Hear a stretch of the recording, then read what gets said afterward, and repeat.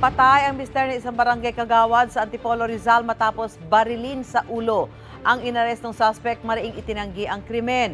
May unang balita si EJ Gomez.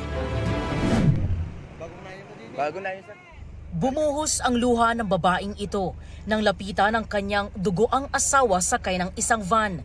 Binaril sa ulo ang 57 anyos na biktima mag-aalauna ng madaling araw kahapon sa Marcos Highway, Barangay Nayon, Antipolo City. Ang ating biktima ay nakasakay sa kanyang van kung saan siya ay nakita at kasama yung suspect na nag-uusap, and that instance pinaputukan siya ng isa lang sa ulo, which led to the yung untimely death po ng victim.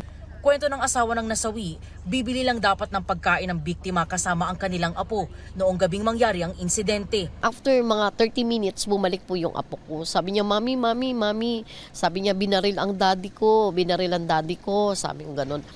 Noon ko po nakita yung asawa ko na naliligo na po sa dugo. Isinugod sa ospital ang biktima pero idiniklarang dead on arrival. Na-recover sa crime scene ang basyo ng balang pinaputok ng suspect. Meron po tayong mga witnesses na sinumpaan po nila na siya yung nakita nila na gumawa po nung krimen na yun.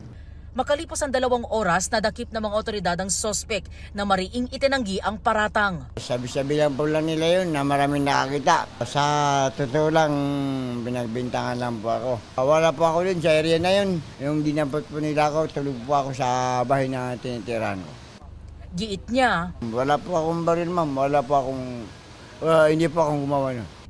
Palaisipan para sa pamilya ng biktima ang pamamaril ayon sa asawa nito na isang kagawad ng Barangay Santa Cruz. Wala pong death threat, wala pong sumusunod-sunod sa amin. At pagdating ko sa politika, never pong makialam ang asawa ko. Patuloy ang investigasyon ng pulisya sa insidente. Kasalukuyang nakadetene sa Police Community Precinct ng Antipolo City ang suspect na sasampahan ng kasong murder. Ito ang unang balita. EJ Gomez para sa GMA Integrated News.